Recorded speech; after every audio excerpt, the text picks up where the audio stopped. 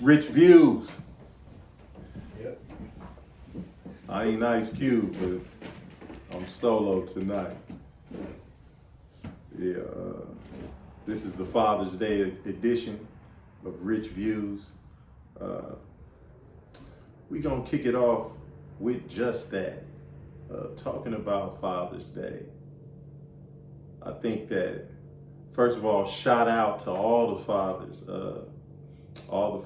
who are putting in work, even the ones, bro, that you would love to put in work and be there to help raise your children the correct way. If many of you seen the live Wednesday ladies night, we touched on that, touched on how can we have a more amicable working relationship between, especially us, black men and black women. They are insidiously interfering in the black household. And what I mean by that is not only have they trained us, it's systemic racism playing a role in our hyper independence of one another. You have the black woman, and I know y'all have heard me say this before on different platforms. The black woman is raising the black girl, the young black girl raising their daughters to not depend on no man for nothing. They getting knee down. You know how the nanny used to get down and they say be eye level with them? And they telling them, girl, I want you to get a good job. I want you to go to college. I want you to be successful because I don't want you depending on no NIGGA for nothing. Straight up. And then on our side, it's just that men, we need to feel needed. And I ain't gonna say it's just the fact that we need to feel needed. Of course, we talked about the pimp culture. Man, I'm from Richmond, California. The pimp culture is rampant. Pimp player, whatever you want to call it.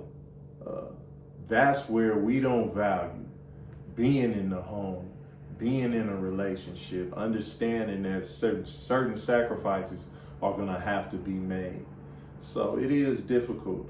I think that one of the things that could help us is if we knew going into it, like especially when children are involved. And I get it, when you're having children young, you're not planning, but we not even looking at each other. Like a sister might see a brother and he thugged out and he the man, he got all the juice, that's him, and you own him. But are you really examining him and putting him on the scale and weighing it for what it's worth and saying, man, do I want this to be the father of my son? Or do I want this to be the father of my daughter? Would I want my daughter to marry somebody like this dude? Even though I like him and I can handle it, would I want my daughter to marry a dude like this and vice versa? Like, bro, you having a daughter by a female, would you want your daughter to be like that? Because this is the image. This is going to be her first example of womanhood. This sister that you're about to plant your seed up in. I think that at the end of the day, beginning of the day, and the middle of the day, you have to understand that we are basically desensitized and accustomed to raising children in broken homes. And anytime, listen at me, I know y'all it's gonna be all kind of pushback. Anytime that there's a missing component to a nuclear household, it's broken. If there's not a mama and a daddy to help raise these children, you got some missing parts. How can you expect it to function right? If your car missing a radiator, how do you expect it to function right? And yeah, you can drive a car with a busted radiator for so long till that mug overheating, you stranded on the side of the road. I think that even in being separated, you have to respect a woman's point of view. As a man, I know I can't teach my daughter everything she needs to know about being a woman, everything she needs to know about surviving in this world. I can teach her about a man's perspective, though. I can teach her how men think. Oftentimes, you have women, they don't even respect that. I'll give you a perfect example. Y'all think it's innocent, women. Y'all think it's innocent, like when young girls jump on boys' back and be like, give me a horsey back ride. Not only are our hormones just on 10 or above 10, we turned up. It's like things that y'all don't notice, we notice. Like we notice if your area, if the lower region, we notice if that's warm, if that's hot. Girls, y'all don't even be thinking like that. And let me tell you, and if you think that it's just me and you trying to say, oh brother, get your mind out the gutter, man, we have conversations. Ask your brother, ask your uncle, ask your dad, ask your male cousin. We gonna go talk and be like, man, Shantae jumped on my back today, boy, fresh off the basketball court, bro. Talking about give me a horsey back ride, man. Oh my, real talk. But these are certain things that you can only learn from a man. You can only learn from another man that you trust that will buy you whatever. In the beginning, that court, when we courting you, when we trying to get you, you meet, and I know y'all didn't heard that, but y'all don't really understand meeting that representative. That's not really me. You meeting my representative. This is the best version of me that is created and is temporary until I get what I want. Then I'm gonna introduce you to the real me. And in most cases, you're gonna be shocked. But fathers, we can teach. If y'all don't undermine and let us teach. Let us teach the children. Let us play our part. That's all. We letting y'all play y'all role. At the end of the day, though, my brothers, we got to be more creative too. In regards to just how important it is for us to gain access and maintain access to our children, and to be and the youth in our family, period, and to play a role. That dates all the way back to slavery, where we push the woman out front and we have this silent backstage mute role where all we do is protect and provide with limitations. And when I say with limitations, when the police knock on your door and because you on parole or probation, baby gotta go talk to the officer because you afraid you might have a warrant and all that other stuff. Or the police knock on the door and you running out the police knock on the front door and you running out the back door, and your children see that. Like, come on. It's a lot of work. But first we gotta fix our relationships.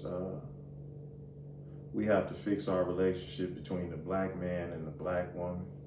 What are we willing to do in regards to just having mutual respect for one another? And not devaluing one another, not teaching our sons that all women ain't nothing, women cheat too, they snakes, blah, blah, blah. And on the flip side, I don't trust a man as far as I can throw him. I don't want you depending on, because if you depend on a man, that's when he take advantage of you, blah, blah, blah. Listen, why not teach, I don't want you to, so don't date no pimp or no drug dealer. Because you just gonna be a part of the team. And I'm keeping it 100. Don't be mad. Listen, to my young life who doing that, would you want your daughter to date somebody like you? We gotta keep it 100. In most cases, you wouldn't. Salute to my fathers though, man. We got a tough job. We definitely know, sisters, y'all got a tough job, especially if we leave y'all hanging. Y'all often are saying that y'all would like for the men to create a safe space for you to exist in and to feel safe and to feel protected and to feel secure. What about us though? And I ain't saying that I need you to make me feel safe and protected. Not in a physical form. I need to feel safe and protected in a way that when I teach my daughter how men think, you won't come behind me and undermine what I'm saying. I'm saying when I'm teaching my son that taking all fades, bro, you're not gonna last long like that, bro. No champion is taking all fades. Some things gotta be beneath you. And I ain't talking about teaching them to, when you can manipulate, pick your battles wisely. Nah, if somebody twice your size, but they pressing you, you feel me? Man, you fight to teach people to respect you. You ain't gonna win every fight. That's what I would teach my young life. Yeah, you're not gonna win every fight. Just make sure that whoever you fight know that they was in a fight and really don't want the rematch. Even if they win, you don't want that rematch. Yeah. That's what you fight for. Respect, honor. You're not gonna come pack my pockets every day. It's a whole bunch of dudes whose lunch money you could take, not mine. I could go on and on in regards to what's wrong. Like I said, solutions is to understand that you're gonna have to make some sacrifices. We're gonna have to communicate better, but we're gonna have to value one another. First and foremost, that's the starting point. Value the man's role in the home. Value the sister's role in the home, the woman's role in the home.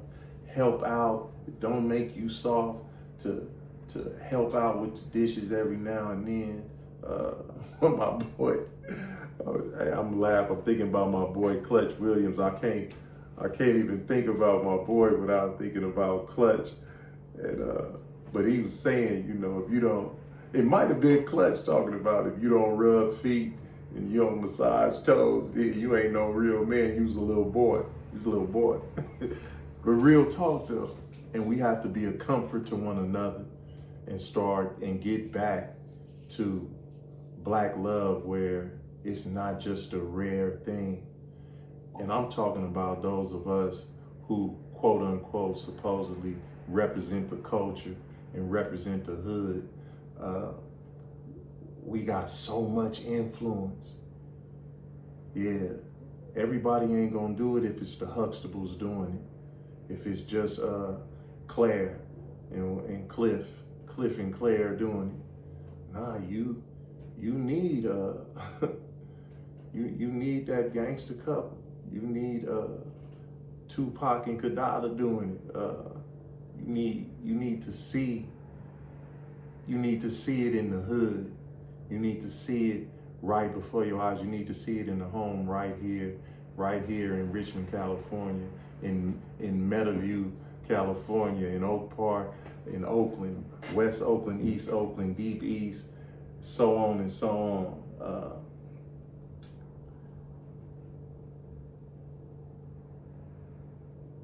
Brother Cyrus, rest in peace, Brother Cyrus.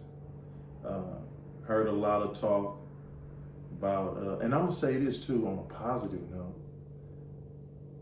I heard a sister, and I don't even feel like flipping through my IG. I'll hit y'all up with that later. But I heard a sister said, if y'all struggling with the whole boycott thing, she said, look at it this way. And she got it from somebody else, and I feel obligated to pass it on and share it with y'all. She said, think about it as a transference of wealth. Yeah, we gonna transfer the wealth that we've been given to all these other groups, and we gonna transfer it back to the Black community. So because boycott has a negative connotation, and you feel like, well, why I gotta boycott this person and that person, they ain't do nothing, and that was way in South Carolina, and that was this and this and that. Well, no, I'm not even, hey, it's not even personal. I was thinking about that too when I was coming on, and one of the things that I loved about my bro, Larry Dorton, Deefy, rest in peace, Deef. When we was young and my dude was grooming me, and it would be some sort of beef, some sort of issue with somebody who was from the other side of town that we was cool with, though. And Deef would be like, man, I really hate that we have to do this to this boy.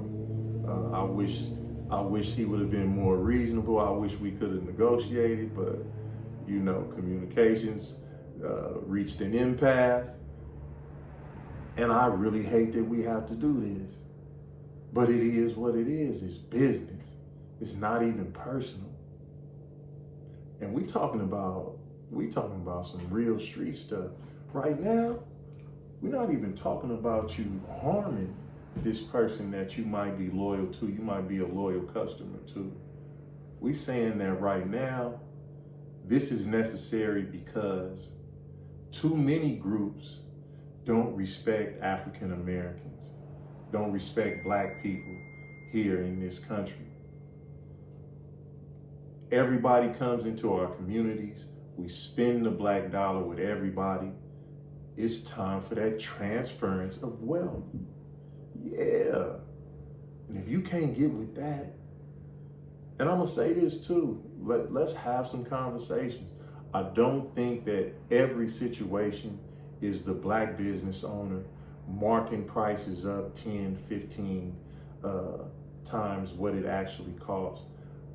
In many instances, they're not given the same price as those who don't look like us. They're able to buy in bulk. They're also able to get a better price. So that's where you see the price difference. $10, $15, I get that. That's ridiculous. $2, $3, or you tripping on 50 cents higher? Nah, that's where we have to make the sacrifice. Excuse me. Go ahead and spend that with your folks. And you know how things are. You know how we negotiate. What if okay, this one only costs this. What if I buy 10 of them? Store owners, business owners, listen, it worked both ways. It can't be you never want to be the one to take a loss. And is it really a loss? You're talking about not getting as much profit as you would if you didn't budge. And you missed out on the wholesale though? You're gonna miss out on selling 10, 15, 20 items? Come on now. It's some things that we can do. There's some conversations that need to be had for this transference of wealth to happen. Yes, indeed. Hey, I'm sitting here, I need a pedicure right now.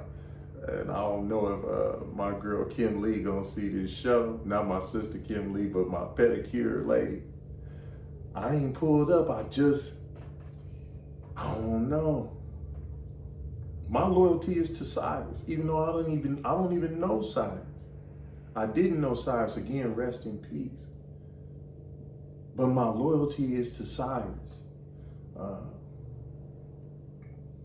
And so I'm struggling with that. I know Kim is a beautiful, beautiful sister. Believe she's Vietnamese. And that's who does my pedicures. Yeah, you're 94. Ever since I'm no longer your 94, I'm Imam Hassan.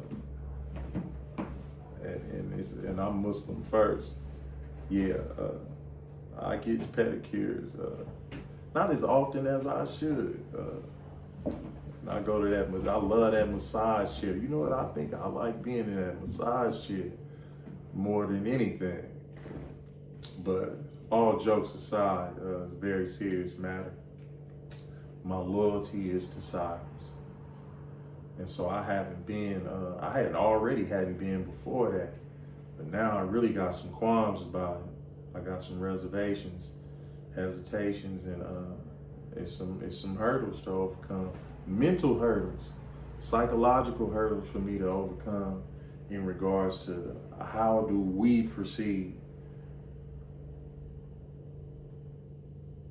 And I do everything that I do. I need to be able to look in the mirror and like what I see. I'm gonna say that again. I need to be able to look in the mirror and like what I see. So yeah, that's a whole another conversation that we might do on live. I would love to hear from y'all. What are we gonna do in regards to this transference of wealth? The Carmelo Anthony situation, y'all probably tired of that. And listen, and it's not just because it's not necessarily the Carmelo Anthony situation. It's just because it's so many situations like this where we feel like justice was not served.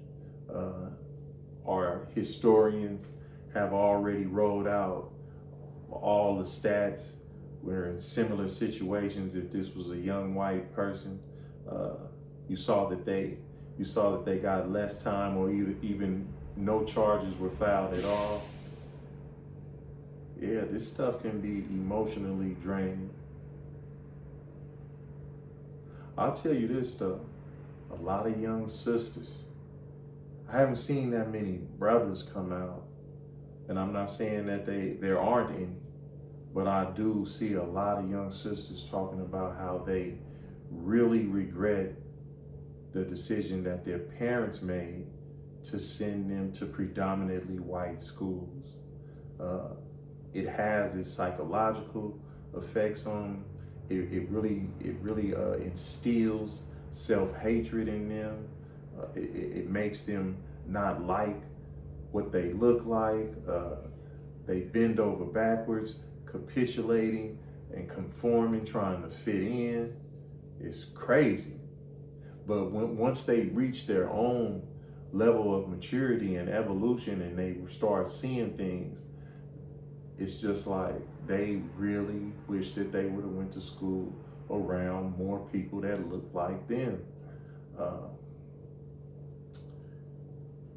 I saw a post where a dude was saying that, man, when he gets some money, he gonna make sure that his kid is in the whitest school with the whitest teachers. Y'all probably seen that. I was like, man. And I ain't wishing that on you, but when your child gets lynched, like, come on, man. That you gonna be responsible for that. That's a decision that you made.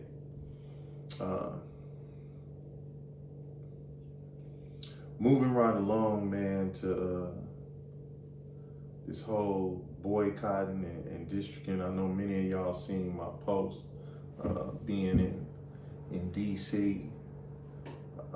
I don't know. Let me say this to you, youngsters. Follow me. I heard a youngster say, and this was boss game, and a lot of y'all gonna agree with it. He said that they don't like being told about the history of African Americans and the civil rights movement.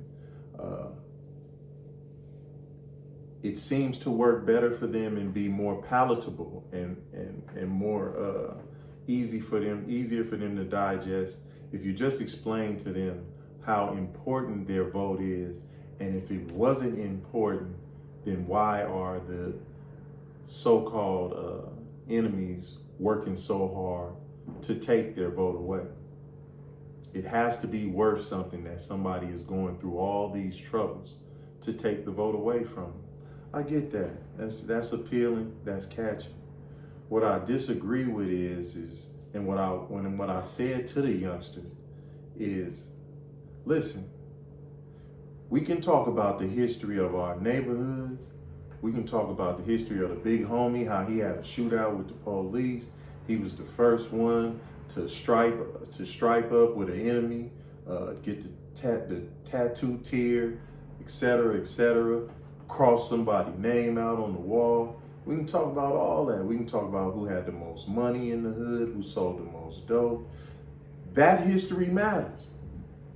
So why doesn't it matter who actually fought for you to have these rights? Who actually fought for you to be able to go in these foreign stores, since y'all want everything foreign, to go even purchase a Benz, even purchase Gucci, Prada, Versace, and all that? Because it was a time you wasn't even welcome in them stores. Oh, guess what? Today, that time is still today. They follow you around in them stores. You know, especially you. That just happened recently. What, with LL Cool J was following him and his daughter around the store. Come on, because they didn't recognize L. Listen, it's a trip how, and I'm gonna tell you this, and I know I gotta say the unpopular things, and I'm gonna be honest with you. For a long time, especially as a youngster, I did not understand when I heard people like Malcolm X, other members of the Nation of Islam, saying that desegregation was the worst thing that ever happened to us. But when you think about it, we were compelled to have our own. And I don't want to say compelled as if, well, hell, if I'm not going to sugarcoat it, it is what it is. We were compelled, we were forced to have our own houses, to have our own businesses, dry cleaners, banks, you name it, grocery stores, barbershops, you name it. We were compelled to have our own, but we wanted the right to be in the Gucci store. We wanted the right to be in Macy's. We wanted the right to be every place every other American can be. And I get that. It's a cold fork in the road to be it. It's a cold decision to make. That's why you have to weigh pros and cons, and you have to analyze data, and you have to see, what is the benefit in this? They call that a SWOT analysis, actually. SWOT, not with an A though, SWOT, where you actually weigh your strengths, your weaknesses, your opportunities, and your threats. SWOT analysis.